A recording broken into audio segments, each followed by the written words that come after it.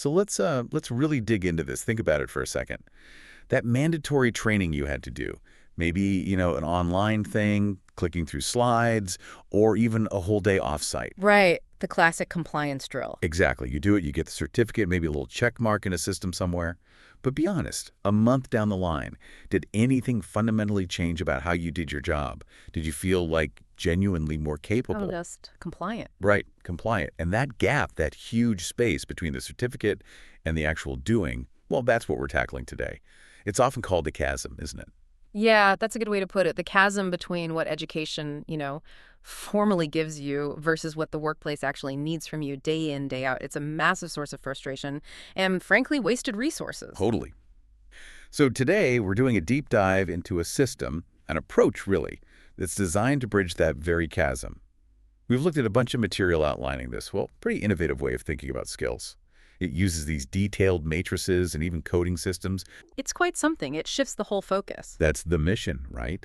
To unpack how this system helps everyone, organizations, individuals, move away from just ticking boxes, from attendance and compliance. And move towards measuring real capability, actual performance, things you can see and point to. And we really need to get into the mechanics, the codes, the frameworks, how it all works, and what it means for the different people involved, the person designing the learning, the manager on the ground, and the worker actually doing the job.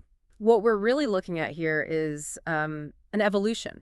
It's taking job evaluation science, which has been around for ages, and properly integrating it with how people learn and develop skills at work. So it's not just another spreadsheet. Oh, definitely not. It's much more systematic. It's engineered to create, well, radical transparency about what skills are needed for a job and how proficient someone actually is in those skills. And it uses this clear 0 to 100 index for everything. Okay, so for you listening, why should you care about, job evaluation codes and learning models? Sounds a bit dry, maybe. Well, because this changes the fundamentals. It changes how your skills are valued, how pay gets justified, maybe even how confident you feel making decisions in your role. Confidence, that's a big one. It really is. It's about moving from hoping you're doing a good job to knowing you are, based on objective evidence. That kind of confidence is transformative. Okay, let's get into that chasm first. Why does the old way, the traditional approach, fail so often? Right. So think about traditional education, VET, universities, even a lot of corporate training. It's usually very structured, very standardized. Built around qualifications, certificates, degrees. Exactly. And compliance, making sure certain boxes are ticked. The sources we looked at call this the push model. Push model. Okay, what does that mean in practice? It means it's supply-driven.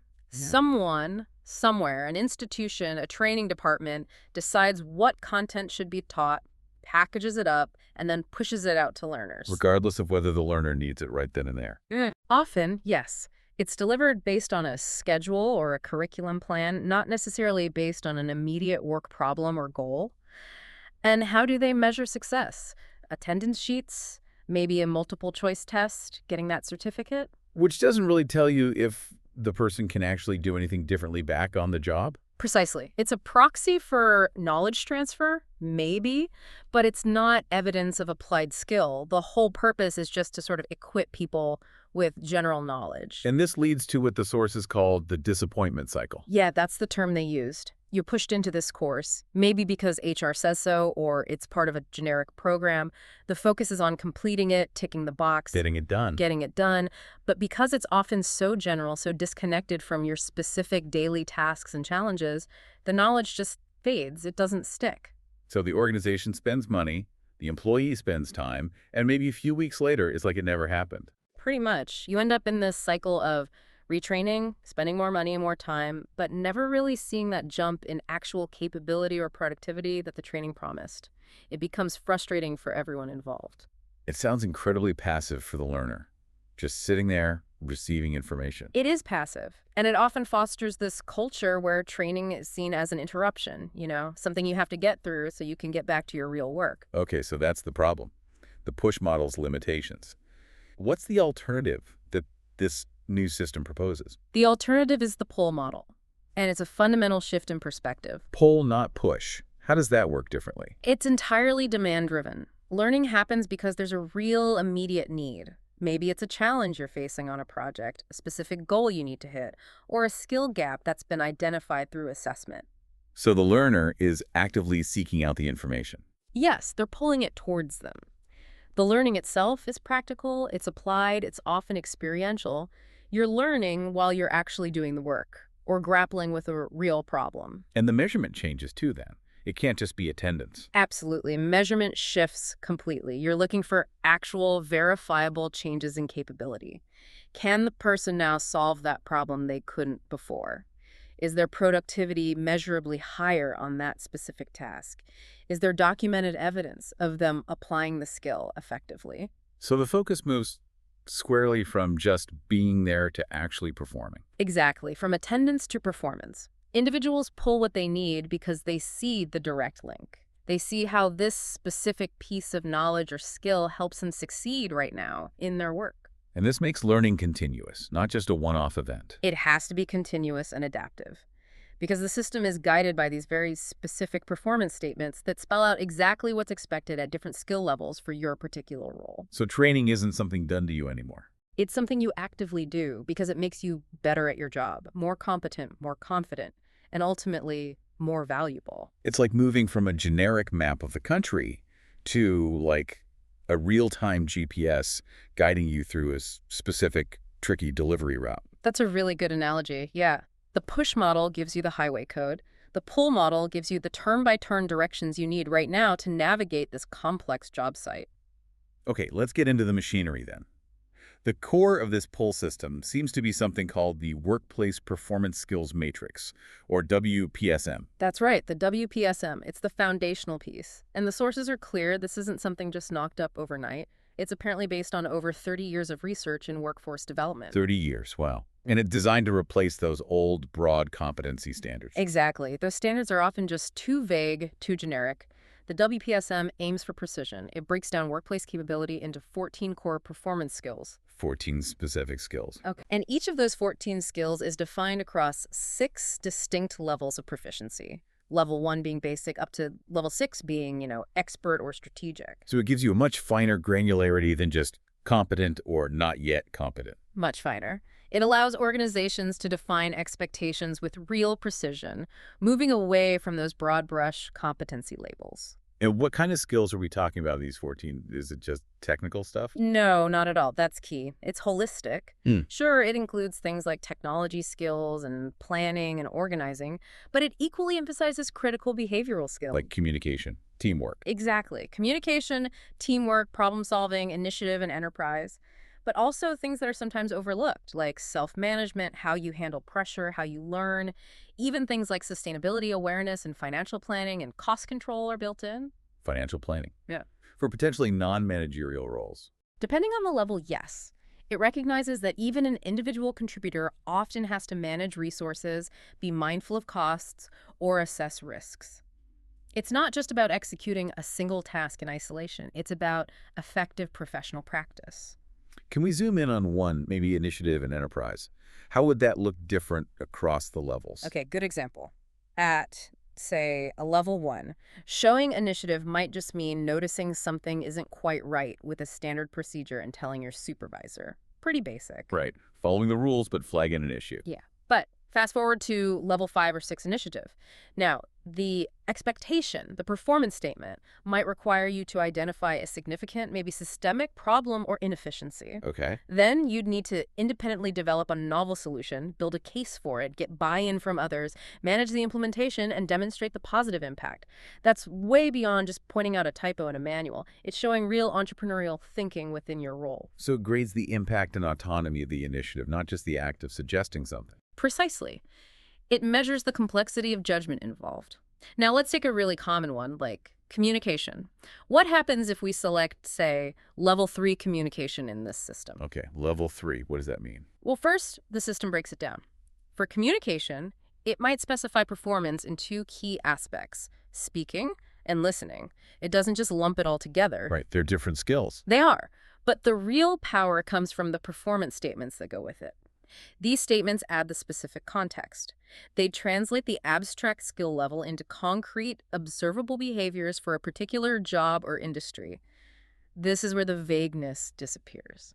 So it's not just communicates effectively. Definitely not. Let's use that plumbing example from the sources. It makes it Right. really clear.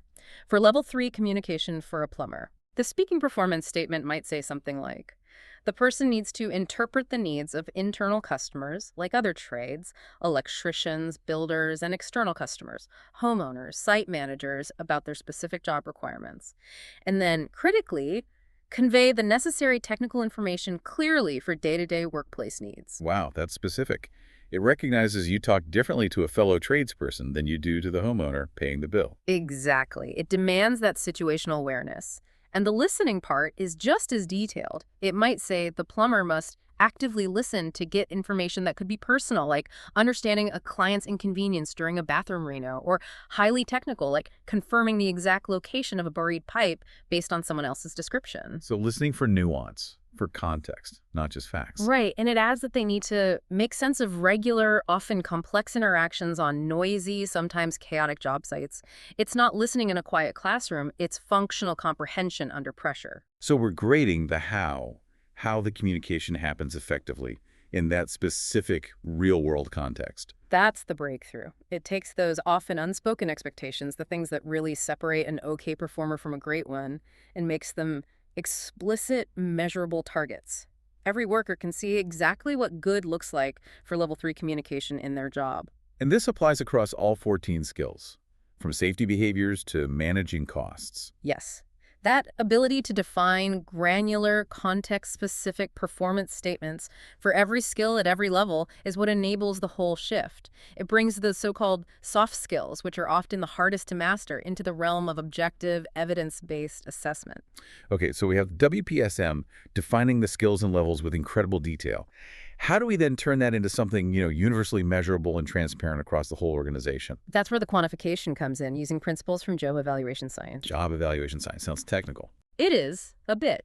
It's a field that's been used for decades, mostly in HR, to figure out the relative value or complexity of different jobs within a company. To ensure fair pay scales and internal equity. Right, comparing apples and oranges R- job-wise. Sort of, yeah. This system takes that science but applies it much more broadly.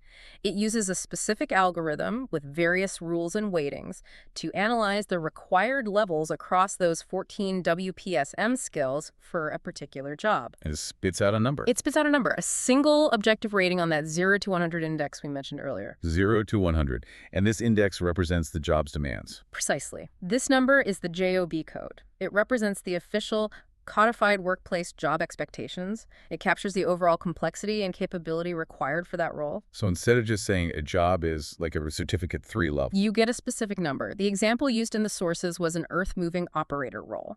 When analyzed through the WPSM, it came out with a JOB code rating of 50.5. 50.5. Okay, much more specific than Cert 3. Exactly, and this offers that radical transparency we talked about. A Cert 3 is just a broad category. The source material said it has no transparency in terms of specific capability demands. But a 50.5 JOB code, that's a precise point on a universal scale. But isn't there a risk that just boiling a complex job down to a single number loses nuance? That's a fair question. But the power here is that the total JOB code rating, that 50.5, isn't just a black box. It's actually derived from scores in 3 critical component areas. Okay, so it breaks it down. Yes. The system calculates how much of that total job complexity comes from. 1, responsibility. Responsibility meaning? Things like accountability, the scope of resources you manage, financial oversight, safety criticality, the level of supervision required or given. Okay, component 1, responsibility. What's 2?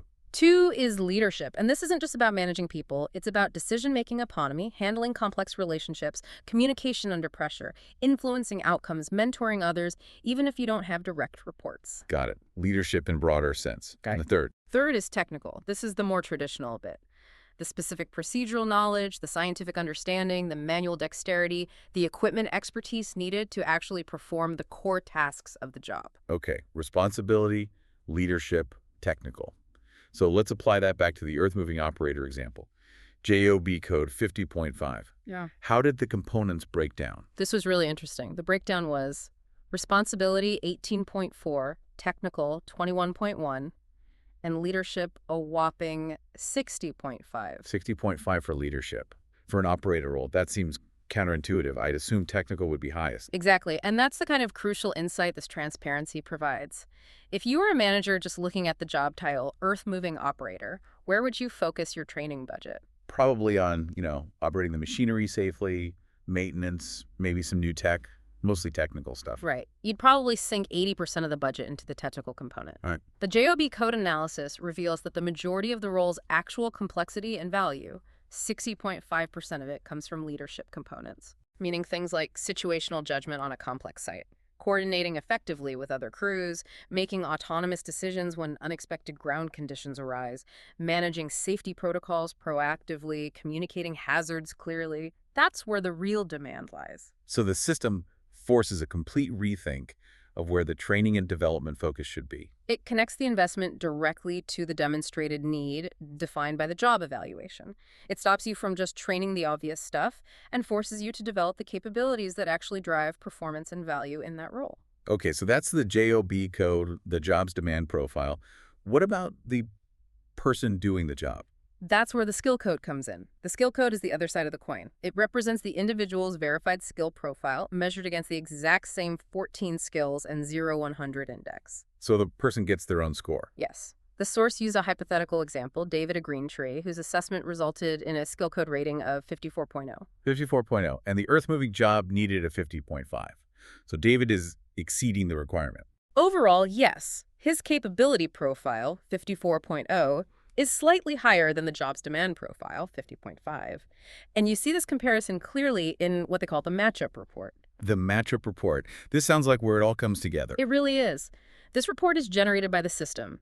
It takes the required level for all 14 skills from the JOB code and puts it side by side with the individual's verified level for those same 14 skills from their skill code. Line by line, skill by skill. Exactly, skill by skill. And the output is incredibly clear. It usually uses color coding or simple labels. For each skill, it tells you if the individual requires learning support, meaning their skill code level is below the JOB code level, if it's a perfect match, levels are equal, or if they exceed capability requirements, skill code level is higher. That must be invaluable for the worker, for their manager. Absolutely. In that example, David, with his 54.0 skill code, apparently had 11 skills that were a perfect match to the 50.5 JOB code requirements and 3 skills where he actually exceeded the requirement. So that report instantly validates his performance and probably his pay grade. It provides objective evidence for it, yes. And it immediately opens up a conversation about development. Maybe he's ready for a higher level role with a higher JOB code. Or maybe those exceeding skills could be leveraged differently in his current role. It takes a guesswork out of performance reviews and career planning. Completely. So what you end up with is this universal points index, 0 to 100, that applies to both the job, JOB code, and the person, skill code. And crucially, this index is designed to integrate with existing standards, like industrial awards or fair work regulations. So it provides a common currency for skill value. That's the idea. It delivers on core concepts like relative value, understanding how complex jobs are compared to each other, internal equity, reducing feelings of unfairness about pay or progression, which is a huge factor in workplace stress or psychosocial hazards. Right, because it's transparent. It's objective and transparent. It provides a clear foundation for pay and performance discussions. It aims to take the ambiguity and subjectivity out of assessing workplace capability. Okay, the mechanics are impressive. The WPSM gives the detail, the JOB codes and skill codes give the measurement and transparency. But how does an organization actually embed this, make it stick? It sounds like it needs more than just new software. You're absolutely right. Technology is just the enabler. For this to work, it needs an organizational philosophy, a commitment, and that's where the ISL Q2 framework comes into play. ISL Q2. Okay, what does that stand for? It stands for integration, safety, leadership, quality, and qualifications. And its whole purpose, according to the sources, is to break down that silo thinking that plagues so many companies. Silo thinking, like HR doing its thing over here, safety doing its thing over there, training somewhere else. Exactly. ISL Q2 forces the recognition that all these things, safety, training, job design, quality, performance, are deeply interconnected. They rely on each other. You can't optimize one in isolation. Makes sense. So let's break down those 5 pillars. First, I for integration. Integration means just that. All the pieces of managing your workforce have to talk to each other and work together. How you design jobs using the JOB codes, how you recruit against those codes, how you develop people using the skill code feedback, how you reward performance, how you conduct reviews. It all needs to be part of one coherent, connected system. So if your recruitment ads are still asking for vague qualifications instead of targeting the specific WPSM skills needed for the JOP code. And then the system breaks down right at the start. Integration is fundamental. Okay. Next, S for safety. You mentioned this isn't just hard hats and high Vs. Correct. Safety here is comprehensive. It definitely includes physical safety, the traditional WHSOHS stuff, but critically, it equally emphasizes psychosocial safety. Psychosocial safety, meaning mental well-being at work. Yes, addressing things like workplace stress, bullying, harassment, burnout, feelings of unfairness or lack of control. The framework argues that by creating transparency around job roles, JOB codes, and ensuring fair, objective assessment skill codes, you inherently reduce some of the biggest sources of psychosocial risk ambiguity, perceived favoritism, unclear expectations. Interesting. So the measurement system itself contributes to a safer psychological environment. That's the argument. Clarity reduces stress. Fairness reduces resentment. Okay. Pillar 3, L for leadership. Leadership. Now, this isn't about sending managers on leadership courses. This L represents the commitment from the very top of the organization. Senior management buy-in. Essential buy-in and active championship. Leadership has to commit to implementing ISLQ2 fully, dedicating the resources needed for the system to work, especially for the evidence collection part, and constantly promoting the culture shift towards pull-based learning and performance evidence. If the leaders don't believe in it and drive it, it'll just become another failed initiative. Makes sense. What about Q for quality? Quality. This ties directly back to that performance culture. Quality isn't just a separate department, it's embedded in the skills. The required quality standards for tasks need to be defined, they need to be measurable, and they need to be linked directly to the performance skills in the WPSM. So if quality drops, It immediately signals a potential gap in one or more of the required performance skills for that JOB code. It links quality outcomes directly to capability measurement. If you're committed to high quality, you're inherently committed to developing the skills needed to produce it. okay. And the final pillar, the second Q, qualifications. I thought we were moving away from traditional qualifications. We are. This Q2 is for qualifications, but it redefines the term. Within the ISL Q2 framework, a qualification isn't just a certificate you got years ago. It's an evidence-based workplace qualification, Right. meaning it's earned through demonstrating competence on the job. It's awarded based on the portfolio of performance evidence you collect in real time, proving you meet the required WPSM skill levels for your JOB code. So performance comes first, and the qualification validates that performance. Exactly. It flips the script. You don't get the qualification and then hope you can perform. You perform, gather the evidence, and that earns you the recognized evidence-based qualification. It's about proven capability, not just assumed knowledge. This ISLQ2 framework sounds quite comprehensive. Did it come out of thin air, or does it have roots somewhere? The sources mentioned it evolved from an earlier model they developed called the coffee model. Coffee, like the drink. Apparently so. It stood for control, ownership, frameworks, families, expression, and empowerment. It was initially more focused on planning and risk management. ISLQ2 seems to have taken those core ideas about internal control, clear frameworks, and worker empowerment, and applied them specifically to building this integrated capability system for organizations. Okay. So if a company really commits to ISLQ2, adopts the JOB codes, the skill codes, the whole 9 yards, what does success actually look like on the ground, especially for the average worker? For the worker, it looks like clarity and empowerment. They should have access to their own profile, maybe through a digital interface, where they can see their current skill code, track their progress against the 14 skills, see the evidence being collected, and understand exactly what they need to work on to meet their current JOB code or aim for the next one. So no more mystery about what good looks like or waiting for an annual review surprise. Exactly. It should be transparent and ongoing. And it also means experienced workers, people who've been doing the job well for years but maybe lack formal certificates, can finally get proper recognition. The system includes robust processes for RPL recognition of prior learning or RCC, recognition of current competency. So they can get their skills assessed against the WPSM and get a skill code that reflects their actual capability. Yes, potentially validating decades of experience with an objective rating, which can be huge for morale and career progression. And for the business itself, what are the big wins? Productivity is a major one. The sources mentioned examples like apprentices. Because their skill development is tracked so precisely against the JOB code requirements, they can potentially be fast-tracked, contributing productively to the team much earlier than in traditional time-served models. Because you know exactly what they can and can't do based on evidence. Right. Safety compliance also becomes less of a separate chore and more integrated into the daily workflow and the leadership culture. And there was a strong point made about sustainability, particularly for things like workers' compensation schemes. How so? By having clear job demands, JOB codes, and verified worker capabilities, skill codes, you can manage risk much more effectively. You ensure people aren't assigned tasks beyond their proven competency, reducing injuries.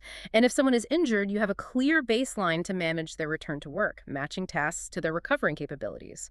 It supports both prevention and rehabilitation. So the overarching goal is taking people from just having skills on paper. To having genuine confidence in their ability to use those skills effectively. And that confidence leads to better performance. That's the core belief. Confidence, built on objective evidence of capability, allows people to make better, more independent decisions. They're not second-guessing themselves. They know they have the skills required. That's the ultimate outcome: confident, capable, high-performing individuals. Okay, let's talk about how this works in action. We know traditional competency standards often just sit on a shelf, right? They're too broad, maybe outdated. How does this system actually make standards useful day to day? That's where the digital tool, the interface they call the Learning Catalyst, comes in. It's the bridge. The learning catalyst, okay. Its job is to take those broad, sometimes dusty competency standards and translate them into specific, actionable task standards that are directly relevant to the work people are doing right now. So it connects the abstract standard to the concrete task. Precisely. It makes the standard immediate and relevant. Instead of a vague competency like maintain equipment, you get a task standard like complete the daily pre-start checklist for the XC500 excavator. Much more specific. Let's use that detailed example from the sources, the floor technology specialist. They had a JOB code of 57.3, which was noted as roughly CERT third equivalent complexity.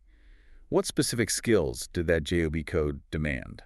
Right, the floor tech specialist. The requirements were really granular. For instance, at level 3 technology. Yeah, level 3 tech, okay. The expectation wasn't just general knowledge. It demanded specialized understanding of things like self-leveling compound applications, specific advanced dust extraction systems, and how to use precision laser leveling equipment. And crucially, the ability to apply this knowledge to complex situations like difficult subfloor preparations needed for high-end flooring like purgatory. So not just knowing about the laser level, but knowing how and when to use it effectively for a specific complex outcome. Exactly. That's the technical side. But remember the components. Yeah. The non-technical skills were just as vital. Let's look at level 2 planning and organizing for that same role. Okay, level 2 planning for the floor tech. The performance statement required them to organize own priorities within an established floor finishing plan or schedule. This means they need to manage their own workflow sequence sanding before coding, for instance. And it also specified they must collect information on site conditions like subfloor flatness or moisture from predetermined sources like blueprints or technical data sheets. So it defines the process of planning where to get the information, Yeah. how to sequence tasks, not just the end result of a finished floor. Yes, the expected behaviors are spelled out. And then there was level 3 sales and customer service required for that role, too. Customer service for a floor tech. Absolutely. Level 3 meant they needed to manage the client relationship and contingencies. This is key. It's not just about being polite. It's about handling problems. Like what you do when you discover unexpected damage under the old flooring or the materials are delayed. Right, things go wrong on jobs. Yeah. They do. So the requirement is to proactively apply detailed knowledge of flooring products and installation methods to provide appropriate solutions and ensure delivery of the agreed service, even when issues arise. It's about managing expectations and solving problems to keep the client happy through difficulties. Okay, so the JOB code sets these incredibly clear behavior-based expectations using the WPSM. How does the Learning Catalyst then help capture the evidence that someone is actually doing these things? How does the skill code get built? This is the evidence loop in action right through the interface. Let's say the floor tech performs a task standard, like prepare subfloors with cementitious coating applications. Okay, a specific task. When that task is logged in the Learning Catalyst, the system is designed to automatically tag it against the relevant performance skills defined in the JOB code. So that subfloor prep task might provide evidence for level 2 planning and organizing, maybe level 3 technology, perhaps even level 2 safety management. Ah, so one task can provide evidence for multiple skills. Often, yes. Real work is usually multifaceted, and the evidence isn't just collected at the end. The system supports ongoing collection through various tools built into the interface. Like what? Things like digital check-ins before starting a complex task, hazard assessments logged directly, notes from post-task debriefs or team meetings, and specific checklists like that plant pre-start checklist example. So a manager could use it during a quick chat on site. Exactly. A manager might observe the floor tech carefully checking the subfloor moisture levels according to the plan. They have a brief conversation about it. The manager can then log an observation in the catalyst, maybe noting, discussed subfloor moisture reading procedure, confirmed correct use of meter and adherence to plan. And they'd explicitly link that observation as evidence supporting level 2 planning and organizing. So the manager's role shifts quite dramatically. They're not just supervisors. They're becoming coaches, evidence collectors. Both. Their primary role in this model is to reinforce the performance skills during those everyday interactions, help the worker understand how their actions relate to the WPSM standards, and then systematically document the observed performance good or needing development. And this continuous documentation is what makes the formal performance review different. That's the claim. The sources say it makes the review process emotional-free, which might be a slight exaggeration. Yeah, maybe a bit strong. But the point is, the review is no longer based on subjective memories from months ago, or gut feelings, or recent events weighing too heavily. It's based on a cumulative portfolio of coded, time-stamped, objective evidence collected over the entire period. So the conversation can focus on the data, on the trends shown in the skill code profile against the JOB code requirements. Precisely. It becomes a data-driven discussion about development needs and achievements, rather than a potentially confrontational debate based on opinions. The data provides the foundation. Still, you need the managers to actually do the documentation consistently and fairly, right? That human element is still there. It absolutely is, and that goes back to the ISLQ2 framework, particularly the leadership and integration pillars. The system needs training, reinforcement, and oversight to ensure managers use it correctly. But the structure itself helps, because performance ratings are tied to specific, verifiable tax standards and evidence entries. It's much harder for bias or favoritism to skew the overall skill code significantly. You can't just inflate a score without corresponding evidence logs. So the system provides guardrails against pure subjectivity. Strong guardrails, yes. It nudges the focus constantly back to observable behavior and documented evidence. It's like that golf metaphor the sources use. Ah, yeah, the golf analogy. Remind me. It was. You don't need the rule book to play well. Just play, keep score, and improve. This system aims to provide the clear rules, the WPSM and JOB codes, the objective scorecard, the skill code and evidence, and the direct feedback loop, the matchup report and coaching, to help people improve their game, all while they're actually playing, doing their job. Okay, that pulls it together nicely. So wrapping this deep dive up, we've really charted a journey, haven't we? From the frustrations of that old push model of training That often felt disconnected and ineffective, leading to that cycle of disappointment. to this pull model, which is all about active, on-demand learning driven by real work needs and measured by actual performance. A system built on the detailed workplace performance skills matrix, providing that granular definition of capability across 14 core skills and 6 levels. And then quantifying it all through job evaluation science, creating that universal 0-100 index, giving us the JOB code for the role's demands. And the skill code for the individual's verified capability profile. Radical transparency. All held together by that ISLQ2 framework integration, safety, physical and psychosocial, leadership commitment, quality focus, and evidence-based qualifications. And operationalized through tools like the Learning Catalyst, turning standards into actionable tasks and enabling that continuous loop of performance, evidence collection, and coaching. The ultimate goal, then, for you listening, especially if you're the worker in this scenario, is a system that aims to validate your skills objectively and universally. It gives you a clear, measurable path for growth, development, and recognition based on what you can actually do. It comes back to that simple but powerful idea from the source material we kept seeing. Everyone wants to do a good job. Yeah. Yeah. We just need a fair and practical way to measure and support it. And this entire complex system seems engineered to provide exactly that, a fair, practical, evidence-based way. It certainly seems like a compelling approach. Which leaves us with perhaps a final thought for you to chew on. If workplace capability can be distilled, quite accurately it seems, into a universal index score, that 0-100 skill code based on these 14 measurable skills and performance evidence, what does that mean for the future value of traditional qualifications? Like degrees or certificates. Exactly, those broad qualifications that often lack this level of granular performance transparency. If an organization has a choice between someone with a general degree and someone with a slightly lower formal qualification, but a high verified skill code that perfectly matches the specific JOB code demands, which one will they prioritize? That's a really interesting question. Will we see a shift where demonstrated coded capability starts to outweigh traditional credentials in the hiring and promotion game? It suggests the future might be less about where you learned and much more about the verifiable performance evidence you can bring to the table. Something to think about.